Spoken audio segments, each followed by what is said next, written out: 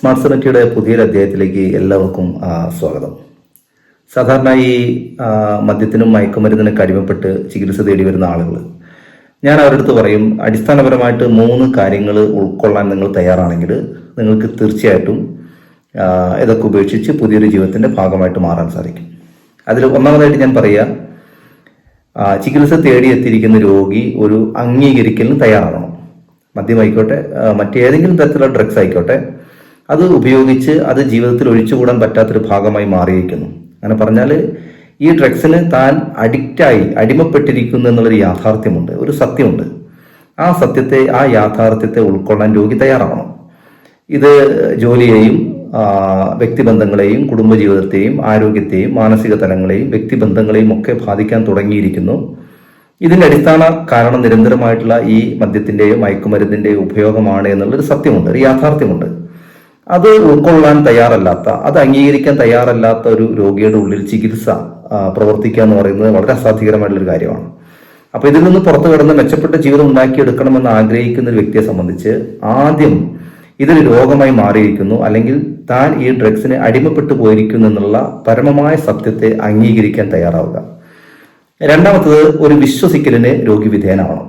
അങ്ങനെ പറഞ്ഞു കഴിഞ്ഞാൽ ആധുനിക വൈദ്യശാസ്ത്രം പറയുകയാണ്, മദ്യത്തോടോ മറ്റു മയക്കുമരുന്നുകളോടോ ഉള്ള ആസക്തി ഒരു രോഗമാണ്. അത് ചെറിയ രോഗമല്ല, തലച്ചോറിനെ ബാധിക്കുന്ന അതിഭീകരമായുള്ള രോഗമാണ്. തലച്ചോറിനെ ബാധിക്കുക എന്ന് പറഞ്ഞു കഴിഞ്ഞാൽ ബുദ്ധിയെ ബാധിക്കുന്ന രോഗമാണ്. ഇത് ശാസ്ത്രമാണ് പറയുന്നത്. ശാസ്ത്രം ഇങ്ങനെ എവിഡൻസ് ബേസ്ഡ് ആയിട്ട് കാര്യങ്ങൾ പറയുമ്പോൾ അത് വിശ്വസിക്കാനുള്ളൊരു മനസ്സ് രോഗി കാണിക്കണം. അതല്ല, ശാസ്ത്രം പറയുന്നതൊക്കെ ശരിയായിരിക്കാം, പക്ഷെ എന്റെ കാര്യത്തിൽ അത് ശരിയല്ല എന്ന നിലപാടാണ് രോഗിക്കുള്ളത് എങ്കിൽ ഈ ചികിത്സ രോഗിയുടെ ഉള്ളിൽ പ്രവർത്തിക്കില്ല.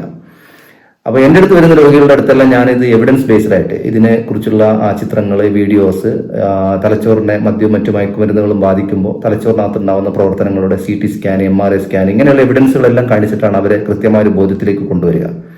അപ്പൊ ഇതെല്ലാം കേട്ട് മനസ്സിലാക്കി കഴിയുമ്പോൾ രോഗി വിശ്വസിക്കാൻ തയ്യാറാവണം, ശരിയാണ്, ഇതൊരു ഭീകരമായിട്ടുള്ള രോഗമാണ്, അങ്ങനെയാണെങ്കിൽ ഞാനും ഒരു രോഗിയാണല്ലോ എന്നുള്ള ഒരു യാഥാർത്ഥ്യ ബോധത്തിലേക്ക് വരാൻ ഈ വിശ്വസിക്കൽ ഒരു പ്രധാനപ്പെട്ട ഘടകമാണ്.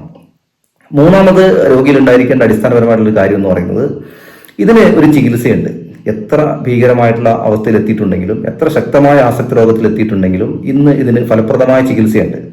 ഡി അഡിക്ഷൻ സെന്ററുകളെയും റിഹാബ് സെന്ററുകളെയും ആശുപത്രികളെയും ഒക്കെ കേന്ദ്രീകരിച്ച് മദ്യത്തിൽ നിന്നും മയക്കുമരുന്നിൽ നിന്നൊക്കെ മാറി ഒരു മെച്ചപ്പെട്ട ജീവിതം ഉണ്ടാക്കിയെടുക്കാൻ ആവശ്യമായിട്ടുള്ള ചികിത്സയുണ്ട്. ആ ചികിത്സ സ്വീകരിക്കാൻ രോഗി മനസ്സ് കാണിക്കണം. ഒരു ആക്സെപ്റ്റൻസ് എന്ന് പറയും, ഒരു സ്വീകാര്യത രോഗിയിൽ ഉണ്ടാവണം. ഒരു പക്ഷേ രോഗി ചികിത്സാലയത്തിൽ എത്തിയിട്ടുണ്ടാവുക, രോഗി ആരെങ്കിലും പറഞ്ഞു പറ്റിച്ചിട്ടായിരിക്കാം, ബലം പ്രയോഗിച്ചിട്ടാവാം, പോലീസിന്റെ സഹായത്തോട് കൂടിയിട്ടായിരിക്കാം, അങ്ങനെയൊക്കെ ആയിരിക്കും രോഗി ചികിത്സാലയത്തിൽ എത്തിയിട്ടുണ്ടാവാം. അപ്പൊ നോക്കൂ, രോഗിയുടെ ബന്ധുക്കളെ സംബന്ധിച്ച് അല്ലെങ്കിൽ സുഹൃത്തുക്കളെ സംബന്ധിച്ച് സഹപ്രവർത്തകരെ സംബന്ധിച്ച് അയാൾ ഒരു ചികിത്സാലയത്തിൽ എത്തിക്കാനുള്ള സാധ്യതകൾ ഉണ്ടാക്കുക, സാഹചര്യം ഒരുക്കുക എന്നുള്ളത് മാത്രമാണ്. ചികിത്സാലയത്തിൽ എത്തിക്കഴിഞ്ഞാൽ പിന്നെ രോഗിയുടെ ഊഴമാണ്. രോഗി ആ ചികിത്സ സ്വീകരിക്കാൻ തയ്യാറാവണം, അല്ലെങ്കിൽ ആ ചികിത്സയോട് ഒരു സന്നദ്ധത രോഗി പ്രകടിപ്പിക്കണം.